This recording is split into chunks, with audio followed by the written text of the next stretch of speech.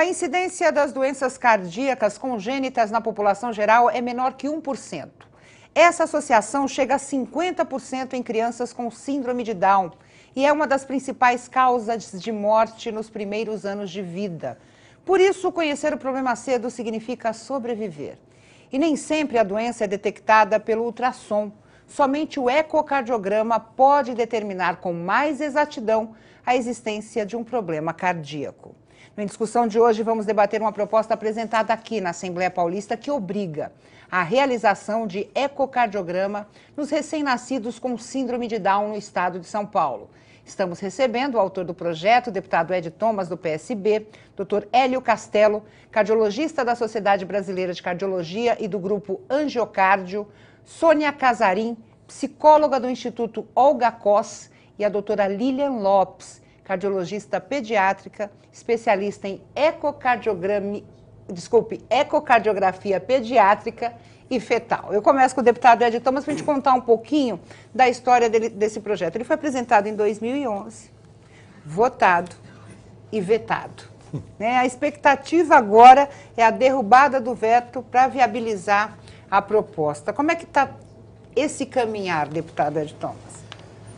Cumprimentar você, Ana, cumprimentar as doutoras e o doutor, dizer que já valeu a pena de recebê-los aqui para falar de um projeto que nem precisava um deputado fazer lei para que fosse um direito da população. Porque saúde é um direito e a Constituição assim escreve. Meu maior projeto aqui dentro são crianças especiais. Eu sou apaixonado, né, pela causa. E cheguei realmente à conclusão que anormais somos nós, que taxamos, que temos vários preconceitos, que buscamos um monte de situações para não reconhecer e quando reconhecemos achamos limitados. E na conversa com alguns pais, num bate-papo, eles me mostraram essa preocupação, porque a expectativa de vida no país aumentou para toda a população, a qualidade de vida com certeza melhorou.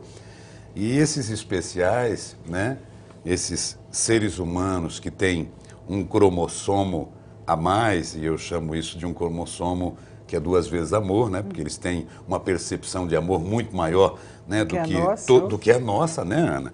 Conversando com eles, eles mostraram a preocupação do ecocardiograma. Então, nós tínhamos uma expectativa de vida de um ser especial, Down, até 15, às vezes 22, 25 anos, né?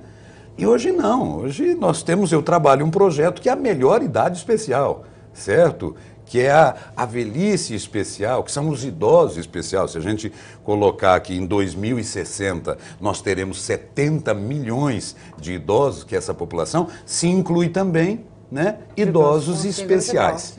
E o que eu queria e que quero com o projeto é uma expectativa de vida a mais e é tirar a preocupação de um pai e de uma mãe. Então, estar aqui, né, com 2 cardiologistas, se eu posso dizer assim, né, uma psicóloga, né, que entendem que o projeto é simples de se implantar, mas que foi vetado, né? Qual foi a justificativa? Isso que eu queria entender. O que disse o governo para falar assim, não vamos implantar a ideia? Olha, eu sempre acredito que há uma contenção de despesa, que há um corte de despesa, né? E que os primeiros cortes, infelizmente, numa administração em um país, Ana e doutores, vem para primeiro o corte para a saúde, depois o corte da educação. E onde não haveria e não poderia nunca ter cortes, certo? Nós temos que cortar primeiro na carne, né? Que é aquilo que está em torno da gente, né? Não daquilo que é um direito, que é saúde e educação. Então eu quero crer que é contenção de despesa, ó, simplesmente é uma despesa a mais, né? Olha, não se nasce tantas crianças assim com síndrome de Down, né? Que está tendo acessibilidade, está tendo inclusão, mas não está tendo essa inclusão de saúde. Agora, esse projeto, doutor Hélio, que resultados ele pode trazer? A gente sabe hoje, como você mesmo disse no começo, que pelo menos 50% das crianças nascem com com Down nasce com algum tipo de cardiopatia congênita, né? é possível que muitas crianças não tenham nem o diagnóstico de Down, ou demore para ter, e muito menos da cardiopatia congênita. Né? Quando a gente fala, eu sei que esse é um projeto que está correndo aí dentro da esfera estadual, né, pelo que eu entendo, mas com certeza uma coisa que é aplicada em São Paulo, por São Paulo ser um estado muito forte, referência no Brasil, é possível que isso acaba sendo levado para o Brasil inteiro. Então, nós vamos ter uma facilidade maior no diagnóstico, uma maior quantidade de crianças, e eu acho que até um pouco mais, nós vamos ter maior quantidade de crianças diagnosticadas com cardiopatia congênita, mesmo sem ser Down. Porque isso vai criar um alerta, talvez, para a cardiopatia congênita. Entende? Então, muitas crianças vai ser feito o diagnóstico de uma cardiopatia congênita na vida adulta, ou quando já começa com algumas alterações que poderiam ser evitadas no passado. Então, acho que, na verdade, você vai dar um boom aí na cardiopatia congênita, na cardiologia pediátrica, de um modo geral. E vai, sem dúvida, como você falou, a gente estava discutindo isso nos bastidores, quer dizer, hoje nós temos idosos, como o deputado falou, idosos com Down, coisa que não tinha. Quando eu comecei a estudar medicina, a gente não tinha, e hoje a gente cruza aí com Down com 50, 60, 70 anos. E é mais uma chance para que ele viva mais. Eu conversei com a Sônia no começo e ela disse uma coisa muito interessante, que o projeto amplia o debate, não só sobre essa questão, mas a questão da saúde como um todo, né? Principalmente de crianças com síndrome de Down. É o primeiro passo? Acredito que sim, eu acho que é um grande ponto de apoio, acima de tudo, né? Porque a gente vê a preocupação hoje das famílias, a aceitação é muito maior. E, por outro lado, toda essa dificuldade de serviços, né? Então, à medida que existe uma lei, a família tem onde se apoiar. Eu costumo dizer que pode gritar. Né? E não é só um favor, não é só precisa, tem direito, tudo isso, existe esse direito. Né? E a família tem um ponto de apoio muito importante. Né? Ampliar isso.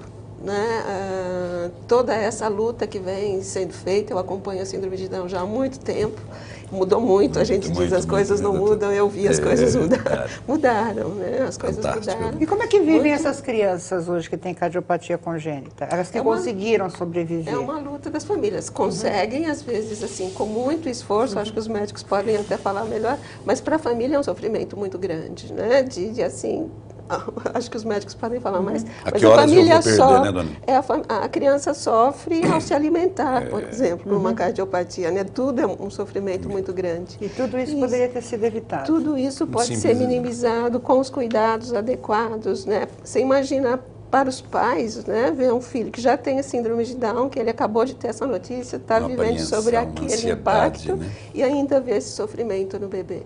Né? Às vezes por falta de cuidados adequados, e a luta ainda de ter que procurar onde fazer isso. Né? Eu acho que falta até informação para os pais. Muitos pais desconhecem que uma criança com síndrome de Down possa ter um problema cardíaco. E esses sintomas né? E às vezes acaba até pessoas que têm possibilidade de fazer o exame, até pagar por ele, por desconhecimento dessa realidade, acaba não fazendo isso. E a gente nota, inclusive, o desconhecimento dos próprios médicos. Nesse sentido é que a lei é importante, o preparo. Né, e é exatamente isso, doutora Lília. Em que momento hoje é feito esse exame?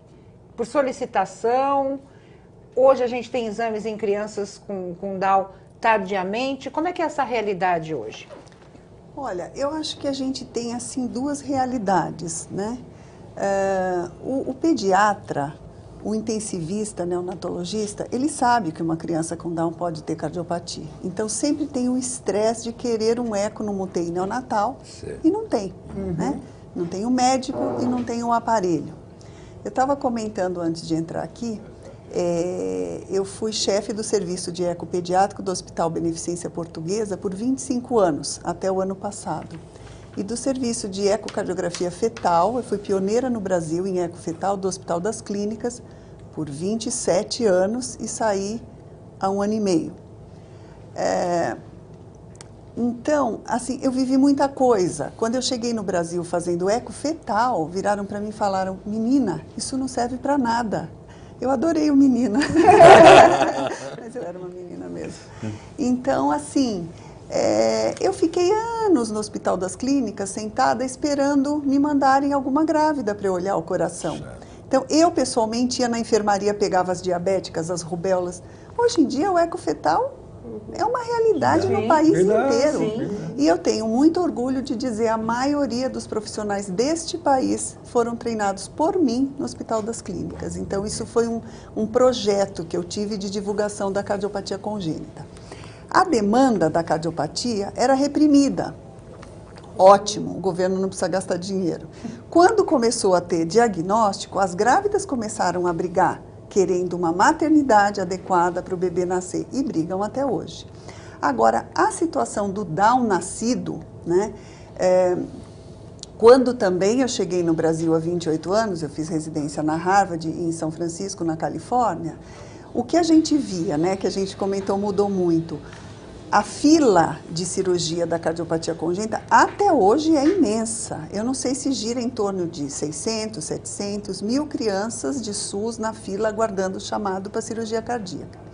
O que acontece? A criança com síndrome de Down, ela faz pressão alta no pulmão num tempo imensamente mais rápido do que a criança que não tem síndrome. Então, muitas vezes, quando ela é chamada, ela já passou da hora. E aí ela tem pressão alta no pulmão, que chama síndrome de Eisenmenger, e essa morte é horrorosa. Para os pais assistirem isso é muito duro, né? Porque é uma morte sem ar. Está roxa e não respira. E é uma morte inevitável. Lenta. Inevitável claro, nesse caso. Mas ela é lenta, né? Então é muito sofrido. Então, muitas crianças, elas ficam em fila de cirurgia. Não, então você está na fila. Aí fica um ano sem ir no hospital, porque está na fila. E aí aquele eco de todo mês para ver se está piorando alguma coisa? Não tem, né? Então, assim, muito mais até do que o eco fetal, a criança já está ali, né? Então, assim, essa questão do eco pediátrico, ela é bastante, assim, negligenciada no meu ponto de vista. E eu acho que não é... o aparelho de eco, quando eu cheguei aqui, era uma fortuna, né? O HC tinha um. Hoje em dia não é tão caro assim. Porque então é um tipo muito de mais exame falta que não é falado nem no pré-natal. Eu acho assim, o medo do custo, isso é um medo teórico, porque o aparelho não é tão caro. Tem N empresas que têm dinheiro e querem investir em coisa séria, que doam, se for o caso, né? Eu acho que falta mesmo assim a conscientização para entender que a criança com Down, ela não pode ficar em fila esperando tanto tempo, né? Agora, como eu falei, quando eu cheguei, o Down, ele era deslocado para o fim da fila. Eu cheguei a ver isso. Porque achavam que era uma judiação perder uma vaga de cirurgia, de escolher entre uma criança com Down e sem Down. Assim, ela vai para o fim da fila. Eu arrepiava de ver então isso, o progresso, né? foi muito maior. Então, graças a Deus, a gente não vê mais isso. Mas a gente fica pensando o seguinte, nessa realidade, doutora Elia, que foi colocada pela doutora Lília. Esse tempo é fatal. Porque a gente está falando de diagnóstico, mas se você não tiver um tratamento imediato, essa criança pode entrar em óbito a qualquer momento.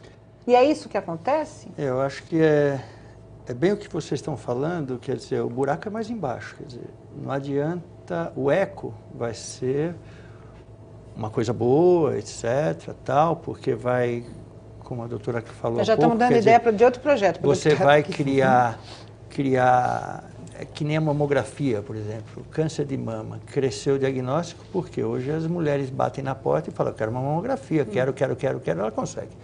Então, hoje você tem aí caminhões que saem fazendo mamografia aí no meio das cidades pequenas, etc. Quer dizer, isso daí desenvolveu.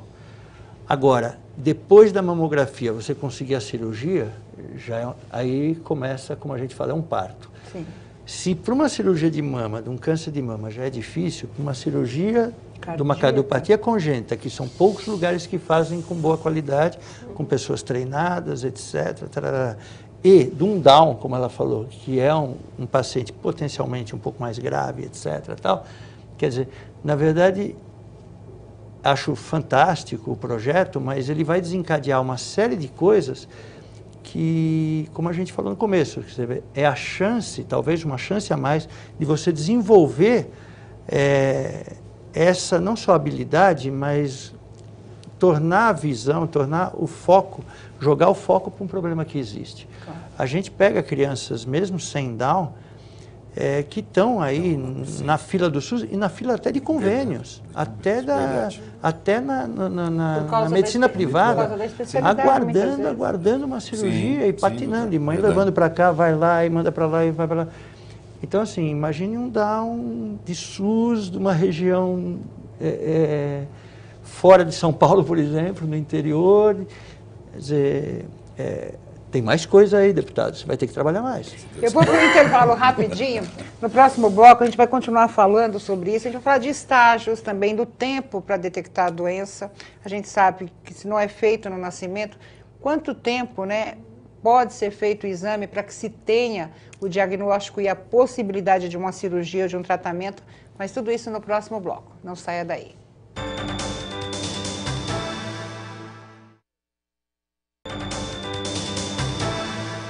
Voltamos com a discussão, hoje falando sobre cardiopatia congênita, exatamente a proposta do deputado Ed Thomas, do PSB, que obriga a realização do ecocardiograma para recém-nascidos com síndrome de Down. Eu deixei algumas perguntas aqui médicas, mas eu primeiro queria falar um pouco da questão social, Sônia. A dificuldade dessas famílias. Sim. Como é que é brigar por isso? Como é que vocês acompanham isso dentro do Instituto? É desesperador, né? Porque tudo deve ser via judicial hoje também, né? Acho que o pior de tudo é a questão emocional, porque a criança nasce ainda, muitos diagnósticos da síndrome de Down são feitos após o nascimento, né? Então não são pré-natais, então a família tem a surpresa desse diagnóstico quando a criança nasce. Diminuiu muito esse choque hoje, porque a síndrome é mais conhecida, mas ainda é uma surpresa, no mínimo, né? Se não é um choque, é uma surpresa. De quantas crianças nascidas nascem com síndrome de Down?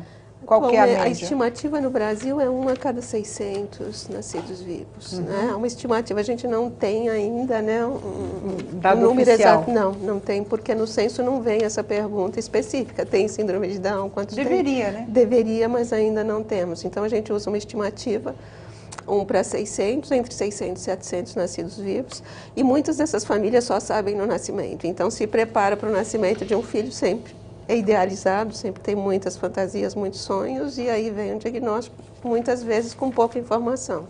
Né? Assim, é a imaginação da família, o que pode ser tudo isso. Eu percebo que hoje é muito mais ameno, porque a síndrome é mais conhecida, muitos mitos já têm sido modificados, mas ainda causa uma surpresa. E aí, quando tem uma cardiopatia, é um outro impacto, né? Além de ter a síndrome, a família lidando com tudo isso, ter que tomar todas as providências médicas. É uma criança mais frágil, né? Um sofrimento muito, muito grande. Isso, então, tem um custo, né, Sônia? Todos os custos, né? O emocional e o material.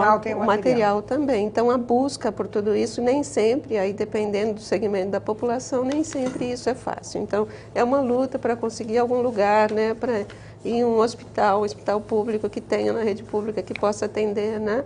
E penso que entra aí a capacitação também dos profissionais, né? O profissional saber lidar com isso, né?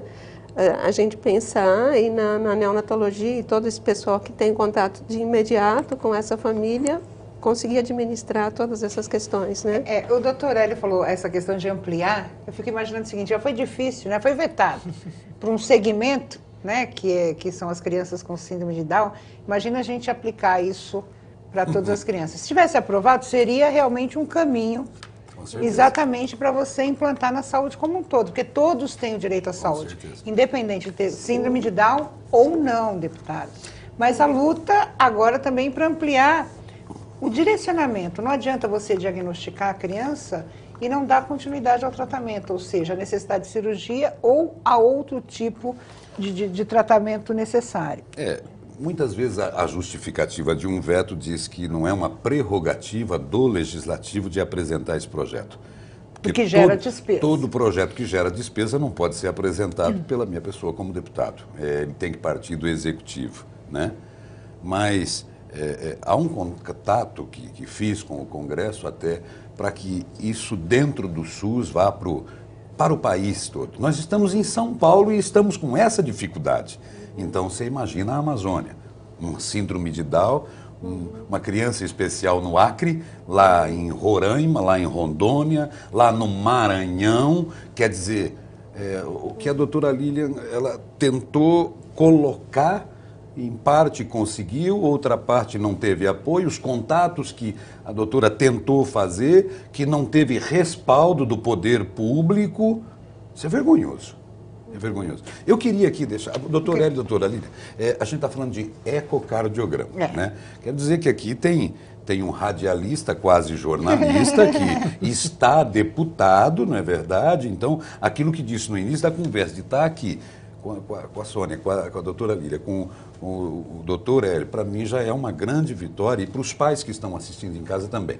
Ecocardiograma, porque o telespectador, Ana, nesse instante, ele fala, caramba, mas tem, isso daí existe. É fácil, né? Já fiz tantas que é isso? vezes, Estão falando né? do quê? Já fiz ecocardiograma, eletrocardiograma e por aí. Eu gostaria que, até para a gente poder dar essa informação, porque informação é direito do cidadão, para que ele consiga captar aquilo que a gente está discutindo aqui, doutor de exame. Doutora Lília. O ecocardiograma é o ultrassom do coração. Certo. Assim como tem o ultrassom do bebezinho na barriga, tem o ultrassom do coração. Certo. Né? O eletro é um exame muito mais antigo e ele é aquele monte de fiozinho que a criança detesta, chora. E ele é para ver a atividade elétrica do coração. Então eu explico para as mães assim, o coração tem fios elétricos como uma casa e o eletro, ele é um traçado porque ele é um registro de eletricidade. O eco é eu enxergo o órgão. O que a senhora vê de diferente na hora do exame? O que é? Assim, o Down, normalmente, a parede que divide o lado direito e esquerdo, ela tem um buraco grande no meio. Então, ela tem um buraco mesmo. Um vão. E aí mistura sangue venoso com arterial e aumenta sangue no pulmão, predisposição para pneumonia, e aí vai uma série de coisas. Diagnosticar... São vários problemas que podem acontecer na síndrome de Down. E tem vários né? tipos de cardiopatia também, não é isso? Eu acho que esse é o típico, né? Esse que chama-se defeito do septo atroventricular. É o mais comum, né? Até quando a gente no ecofetal faz o diagnóstico dessa cardiopatia, a primeira coisa é excluir síndrome de Down. Mas tem uma explicação por que a criança com síndrome de Down tem essa incidência maior, doutora Lilian? O cromossomo 21 a mais, ele causa uma parada no desenvolvimento embriológico do coração. O coração está pronto com 8 semanas de gestação. Certo. Então, ele faz o coração parar. Varia um pouquinho, para um pouquinho mais cedo, um pouquinho mais tarde. Quando para muito cedo, é o coração com buracão. Quando para mais tarde, fica buraquinho. E quando não para, fica normal. Entendi. Mas tem a ver com o cromossomo 21 que interrompe o processo de formação do coração. Acho que vale a pena um parênteses que não é só o coração que pode ter essa malformação. São várias malformações que podem acontecer. Podem ocorrer, né? Doutora Hélio, queria falar alguma coisa? Dentro do que a gente falou, do ecocardiograma, do eletro, etc., sem dúvida, o eletro do fiozinho, ele não faria o diagnóstico disso. O eco é uma visão e vê a anatomia. Mas vale lembrar o seguinte, que não é diferente o ecocardiograma feito para uma cardiopatia congênita do ecocardiograma feito em você, em mim, um adulto. Então tem que ter, geralmente, uma pessoa mais preparada para isso. Nem todo ecocardiografista tem habilidade para fazer ecocardiograma de um bebê de dias, de um mês, etc. O próprio equipamento tem que ter algumas especificações em relação ao tamanho de transdutor, daquelas coisinhas que coloca no peito para ver como ultrassom.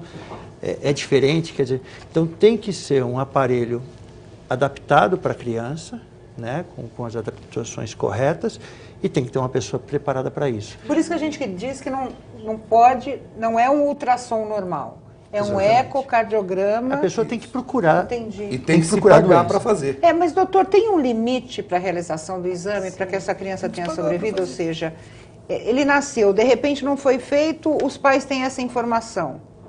Até que idade é possível para que essa criança tenha um tratamento adequado e consiga sobreviver? Quanto mais cedo você fizer, melhor a evolução dessa criança, né? Geralmente, é claro que, como a Lilian falou há pouco, quer dizer, vai depender do grau de cardiopatia, do grau de alteração que tem na formação do coração. Quanto maior a malformação, mais sintomas você vai ter, mais grave é. Mas, vamos dizer assim, se você Geralmente, essas crianças elas começam a ficar sintomáticas, começam a ter sintomas a partir do 2º, 3º mês de vida já. Então, geralmente... Então é rápido. É muito rápido. Nos primeiros 3 meses, às vezes ela passa meio batido, não percebe direito, aí a criança começa a ficar cansada para mamar, começa a ficar sem fôlego, pega a pneumonia fácil. E os pais devem confundir muito essas situações Tá com pegando a questão, peito, com a questão mamando. do síndrome de Down propriamente com dito, né? certeza. Ah, ele faz isso porque ele tem a síndrome, né? Ele é limitado. Então, tudo isso influencia.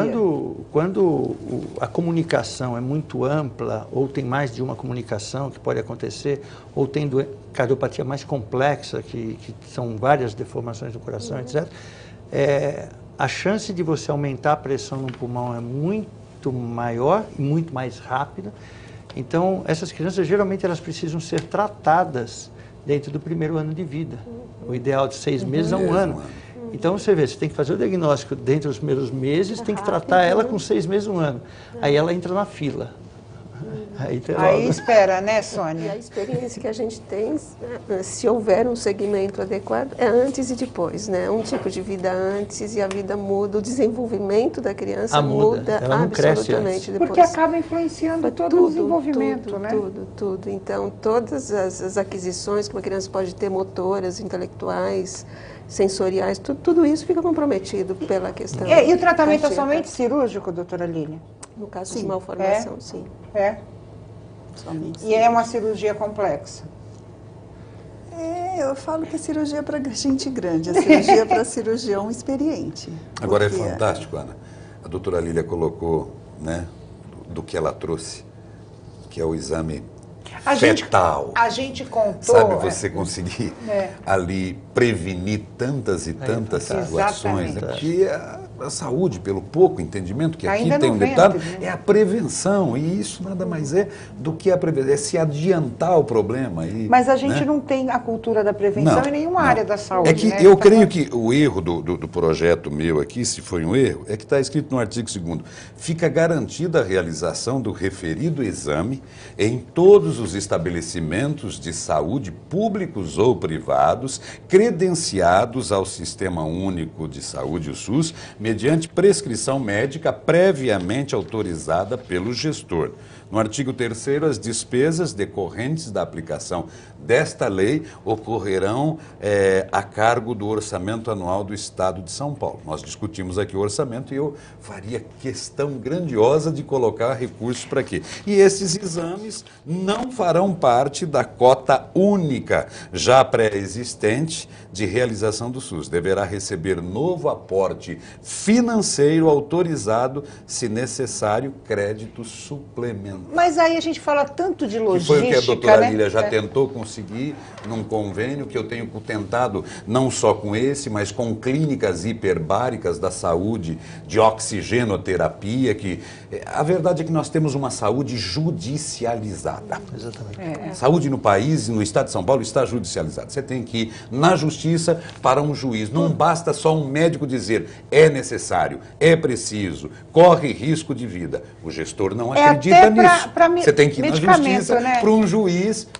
Mas eu fico imaginando o seguinte, eu não sei dessa viabilidade, doutora Lília, porque a gente fala de todas as unidades de saúde, mas a gente fala tanto em logística hoje, nasceu, pode pegar um aparelho de um lugar e levar para outro, é um aparelho simples de ser transportado, poderia se criar uma logística, por exemplo, a senhora está montando a sua clínica para fazer esse tipo de exame, tem um convênio com o Estado. Vem um telefonema de um hospital, olha, nasceu uma criança com síndrome, precisa ser feito o exame. Esse deslocamento, quer dizer, é possível criar uma logística que facilite atender essa demanda? É possível.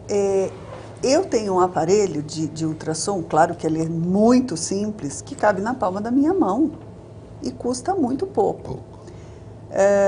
Esse aparelho, ele está começando a ser usado, está começando a entrar um conceito de pediatra em UTI fazer eco. Ver função, Entendi. ver se tem água, coisinha simples. Então, assim, o próprio pediatra, nascendo uma criança com síndrome de Down, com um aparelho simples, ele consegue saber se está normal ou se está anormal, está esquisito. Aí já fez a primeira função, que é o que eu treino o ultrassonografista de bebê que é um ginecologista, a olhar o coração. Esse está normal, esse está esquisito, esse manda para o eco. Então, assim, o mundo todo fazer um diagnóstico anterior melhorando ao que a questão do ecocardiograma eco. pode Eu recebi um oferecer. convite para estar em Curitiba semana passada no Congresso Brasileiro de Cirurgiões Cardíacos. Eles querem aprender básico de eco, porque quando eles terminam a cirurgia, eles dizem que é muito chato ficar esperando o ecocardiografista que está em outro hospital até chegar, conferir, para eles fecharem o doente e acabar a cirurgia. Então, veja, o eco, quando as pessoas começam a dizer, o pediatra que não é especialista que aprendeu, o cirurgião cardíaco que aprendeu o básico, é porque é aprendível, Claro, não? claro. Não é um bicho de 7 cabeças, Claro. né? Então, assim, falta realmente, eu acho que a compreensão da importância do método. E o projeto é maravilhoso, porque existe uma demanda reprimida e como o Brasil não é um país rico que possa planejar e se antecipar ao problema, quando o diagnóstico vem, eu sempre falo, a melhor pessoa para brigar por um filho é a mãe, né? Claro. São os pais. Sim. Então, isso acaba aflorando um problema e as pessoas saem correndo atrás. O estado de São Paulo está quase que totalmente adequado aos diagnósticos de grávida de cardiopatia fetal. Essa semana veio uma do Maranhão, porque tem cardiopatia lá, ninguém opera, ela foi atrás da justiça e chegou ali. É a judicialização, né, doutora? Eu preciso ir para mais um intervalo rapidinho, mas a gente volta já já. Não saia daí.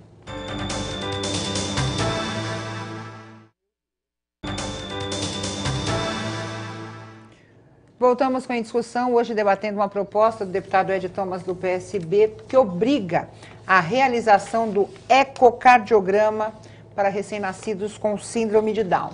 E eu sempre brinco que a gente faz um programa, né, no intervalo aqui, e eu perguntei para o doutor Hélio, em que momentos hoje o exame é realizado? Ou seja, a pedido da mãe, a pedido do médico, em que situações? Geralmente é a pedido do médico, quer dizer, a criança nasceu, tem uma síndrome de Down, então ele acaba pedindo um ecocardiograma. Quando não tem a síndrome de Down, geralmente eles vão pedir quando notaram alguma anormalidade no exame clínico. Então, ou auscultaram uma ausculta um pouco diferente, ou a criança não está acompanhando, evoluindo dentro do que estava planejado, vamos dizer assim. Então, poxa, será que tem alguma coisa cardiológica? Acaba encaminhando. E o fetal? Ao fetal, a gente não é uma rotina fazer ecofetal, a Lilian depois até pode confirmar, mas não existe uma rotina de fazer ecofetal em todas as grávidas no mundo, não existe isso. A gente vê que na medicina privada existe, às vezes, um pouco mais dessa solicitação. Então, a mãe, o ginecologista, obstetra, acaba pedindo, vai fazer ultrassom, faz um ecofetal também, um ultrassom morfológico, etc. Né? Na medicina pública, aí eu acho que é muito mais difícil, né, de ter isso, não sei o que a Lilian acha. E tem algum modelo mundial nesse tipo de atendimento? Do fetal? Então, que tem assim, vamos dizer assim, que existe um sistema mais consciente, que dê acesso. Existe algum modelo no mundo nessa questão? Sistema consciente, eu adorei isso, porque assim, existe até uma lei de obrigatoriedade de ecofetal para toda grávida do município de São Paulo. Mas uma lei para não ser cumprida. Como né? tantas. Já existe uma lei. Já existe. Já existe. tem Nem sabia. Tem. É do Eliseu. O ecofetal... Eliseu Gabriel. Eliseu Gabriel. O ecofetal no mundo não é rotina de pré-natal. Em nenhum país do mundo, por mais rico que seja. Não é. Eu falo, parece que eu não gosto do que eu faço. Eu adoro o que eu faço, mas vamos colocar a coisa no que é possível, não é? A viabilidade. Então, a viabilidade não existe. Então, profissionais para fazer ecofetal. Em São Paulo, quantos tem? Eu não sei, 20? 15? Estou fazendo fazer direito. Falando da cidade. Fazer direito da cidade, 20 e tantos milhões, né? Cidade grande de São Paulo. Então, no mundo, também é assim. Para a pessoa fazer ecofetal, ela tem que fazer 2 anos de pediatria, 2 anos de cardiologia clínica, 2 anos de ecopediátrica e talvez mais 1 ano de ecofetal. 7 anos, não tem esse profissional, um monte, né? Então, os países tipo Europa, Inglaterra e França, que tem uma medicina muito boa, socializada, eles investem no ultrassonografista. É o que faz a primeira ponta da medicina. É o que faz o ultrassonzinho lá, ver peso do bebê, ensinando, patrocinando cursos do governo para treinar este médico a fazer o que se chama rastreamento, é a peneira. Esse coração está normal, esse tem problema, vai para o exame. E é aquela coisa que a gente falou de um atendimento contínuo. Então, assim, o que eu gostaria? Depois tem o atendimento. Que existisse verba para cursos gratuitos para os médicos dos postos de saúde de São Paulo que fazem ultrassom naquele aparelhinho ruinzinho mesmo, mas dá para saber se está normal ou está estranho. É um curso né? simples, doutora Lilian? Simples, eu faço esse curso há anos e anos e anos. Já tentei também fazer gratuitamente, não consigo. Eu fiz uma campanha no Brasil inteiro de divulgação do rastreamento para ultrassonografista. O meu marido falava, você me leva para carregar a mala. Não, eu falei, não, eu te amo, eu levo também. Assim, companhias me emprestando o aparelho, era um bye-bye Brasil, a gente entrava no avião e ia. Curso baratinho para ensinar. E eu implantei o ecofetal no Brasil muito em parte porque eu fiz isso, porque teve um Fermon na França que há 40 anos fez isso, mas patrocinado pelo governo francês. Mas, por exemplo, né? Por que esse desinteresse? Acho que aumenta custo, né? Você abre cardiopatia. Mais uma vez a gente custo, entra né? na questão do dinheiro. Mas elas estão ali, podia ser seu filho, né? Então já está ali. Mas se todos pensassem assim, né? Mas é que uma vez que você faz diagnóstico, é aquilo que você falou. Claro que o custo vai ser muito maior, você vai ter a Não, cirurgia. é uma panela de pressão, Claro. porque hoje em dia o Vem paciente todos os sabe que ele tem desdobramentos. direito. Aí você desencadeou, quer dizer, aí não dá para falar, tá bom, ok, você tem esse problema. Não, e depois da cirurgia você ainda tem medicamentos, né? A criança sempre vai ter que ter um cuidado, né? A acompanhamento pessoa vai ter que ser médico, assistida o resto da vida. Olha, só colocando. Nós somos campeões em mandados de segurança. É. É verdade. Seja para uma cirurgia, seja para um medicamento. medicamento de alto custo. Voltamos à judicialização. Por quê? Porque não é gasto como deveria ser gasto. Numa medicina preventiva, numa medicina que realmente resolva, numa medicina de valorização dos profissionais da medicina que nós temos nesse país, que nós temos no estado de São Paulo. Então, faz-se o paliativo, né? Vamos fazer o diclofenato. O restante, vamos tirar a dor naquele instante. Vamos tirando a dor. Vamos tirando a dor. Vamos tirando a dor. Chega uma hora que não tem mais dor, é a morte. Você entendeu? Então é uma falência. O que há realmente é uma falência. O privilégio do projeto é ter vocês aqui hoje. Ter aqui uma professora, doutor Hélio, já valeu a pena. É a credibilidade de 3 páginas que eu escrevi pela minha capacidade. Não. Quem tem mais capacidade é quem me colocou aqui, é de quem eu obedeço ordem, é quem me passa o projeto. Isso aqui foi passado, preocupação de um pai e de uma mãe, que se transformaram em vários pais na frente parlamentar das rapazes que eu dirijo dentro da casa com os 94 deputados. Quantos pais e mães não perderam seus filhos? Com certeza, muito. Porque não tiveram esse tipo de como assistência, a doutora né, Sônia? colocou, quantos vivem a ansiedade? Sim. Sabe? Que A estão espera. nos assistindo O sofrimento. e olhando para o filho aqueles olhos puxados, falar, caramba, mas eu vou perder? Eu não posso perder de maneira nenhuma. E aquela que está com a barriga falar, mas e aqui, como é que será que está aqui? Não poderia ter feito eco fetal? Será que depois eu terei? Então é essa preocupação que a gente tem que ter, e é esse dinheiro que não é gasto, que é investimento, acima de tudo. E tem o pós-cirúrgico ainda, né, Sônia? Se a gente entrar em todo o processo, aí... É tudo, né? Porque entra toda a questão da síndrome, da cardiopatia. Paralelamente à cardiopatia, tem que ser feita a estimulação para o desenvolvimento dessa criança, que precisa de adequações. Então, assim, é um todo muito complicado mesmo, né? Desculpe, nós estivemos, o ano retrasado, eu estava na diretoria da Sociedade de Hemodinâmica, que é uma área da cardiologia que trata algumas coisas por catéter. E nós fomos em Brasília para que um dispositivo que você consegue para as crianças, não só Down, mas as crianças não Down e para adultos até que tem defeito de septo, né? Quer dizer, que essa paredinha que ela falou que não fecha, e que a gente poderia colocar uma pequena prótese através de catéter e não precisar abrir o peito, etc. Isso é feito, né? Então nós fomos levar para o SUS para ver se haveria uma possibilidade de ser liberado isso para fazer pelo SUS. E nós fizemos, inclusive, um levantamento de custo-efetividade. Levamos uma coisa, a sociedade gastou um dinheiro para fazer análise de custo-efetividade e está parado, já tem 2 anos e pouco, e eles falaram, poxa, que bom. Foi a resposta que nós tivemos, foi que bom. Então, a ideia é sensacional. Bom, mas está parado. Então, eu acho assim, o que ela falou é fantástico. Se você faz uma triagem com um ultrassonografista, né? Então, e um aparelho você mais já não vai simples. ficar fazendo em quem não tem necessidade. Você vai, olha, esse daqui é estranho, então esse daqui vai passar para o próximo passo.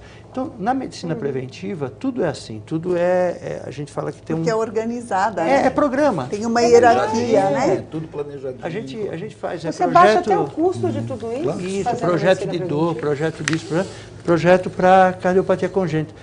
Agora acontece, eu sempre falo que a medicina, principalmente no Brasil, a gente tem programas de doença, não programas de saúde. Né? Porque programa de saúde você faz prevenção. Então, que nem os planos, né? Plano de saúde, eu falo plano de doença, porque só trata Você doença. só trata doença. Não pensa na saúde. É plano de Não, agora o que mais me chamou a atenção foi o caso da doutora Léa. Olha, eu faço o curso gratuitamente, estou querendo implantar um equipamento para ajudar nesse diagnóstico e a gente entra na questão da judicialidade, deputado, judicialização, né, como queiram, mas a gente entra na questão burocrática também.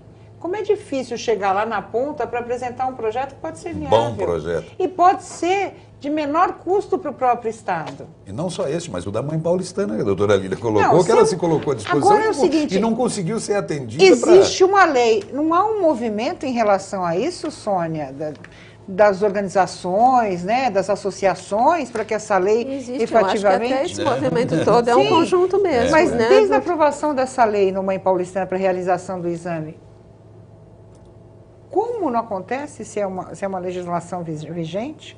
Qual a justificativa que se tem na cidade de São Paulo para não realizar isso? Agora, quando tem... Sobrecarga dos poucos serviços que tem, né? Mas se você não ficar Agora, em cima, você veja, não vai ter nunca lei viabilizada. existem hospitais públicos em São Paulo, tanto da prefeitura como do Estado, que tem uma salinha para você pôr uma maca e um aparelho Claro de que tem, eco. com não certeza. É? Então, A eu coisa acho da que logística, né? A gente entra na coisa mais da a falta vontade de fazer. Eu A realmente questão eu é a acho vontade que de fazer. Vontade É a política, vontade de fazer. vontade de isso fazer. vai vir, como chegou para o deputado, os pais vão lutando e tentando achar pessoas que os ajudem, né? Isso está vindo dessa maneira. Nós Até temos que associa o profissional e o pai, e aí a coisa acontece, né? Porque aí se unem Nós forças, temos a discussão né? do Projeto 06 de 2013 para o aumento de psicólogos e assistentes sociais do judiciário, que eu sou aqui favoravelmente. Não tem nem como eu ter uma esposa assistente social, né?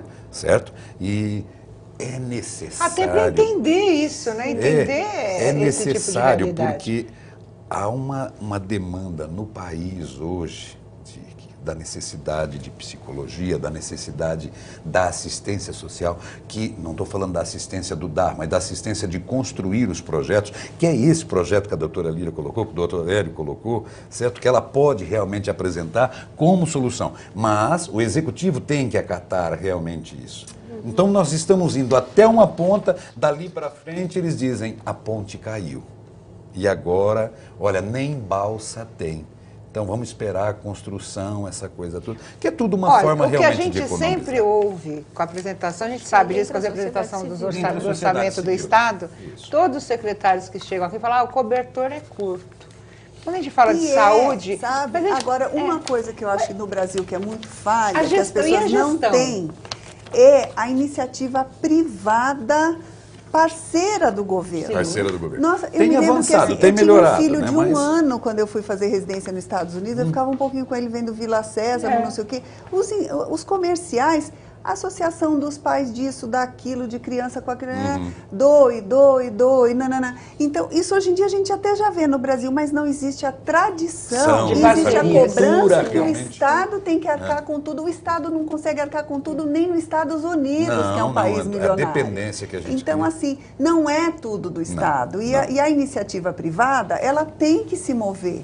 As pessoas individualmente, chamada, né, elas têm que se mover. mover. É muito mais fácil a iniciativa ficar no lugar dele. A senhora não foi atendida. Esse chamamento, não foi atendida pelo seu projeto, né, da Mãe Paulistana. Quer dizer, né? eu conheço empresários, e aí a gente entra nos clubes de serviço, os Rotaries, os Lions, as lojas maçônicas, evangélicos, católicos, comunidades, que tem realmente os grupos, a sociedade organizada num todo. Ela tenta, mas infelizmente não é atendida, não é suficiente. Olha, eu quero dizer que infelizmente o nosso tempo chegou ao fim, mas eu tenho certeza que o recado foi dado, né, que é possível fazer sim, precisa de vontade, parcerias, conhecimento, principalmente. Pede para a Assembleia quebrar o veto agora, aproveitando a doutora Hélia, a doutora Lília, a doutora Sônia, que aproveitar o aniversário do deputado, né? Dar esse presente, verdade, né, ao deputado Ed Thomas. Um presente, né, para mim.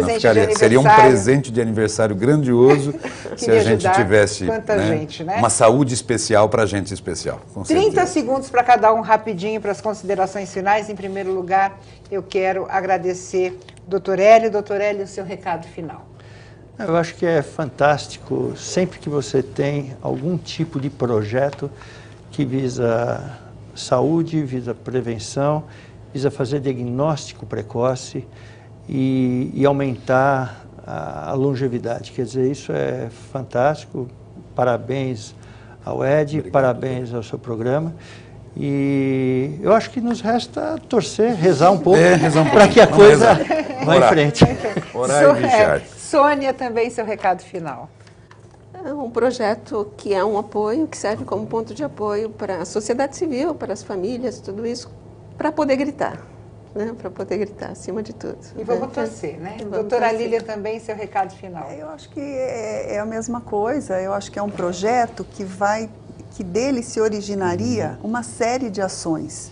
E que eu acho que as pessoas, os políticos não devem ter medo de aumentar custo, porque o problema está aí, né? E fechar os olhos significa deixar morrer. Então, acho que tem que ser feito seguramente. É colocar na cabeça que a medicina preventiva, hoje você investe para economizar lá na frente. Ela é custo efetivo. Exatamente.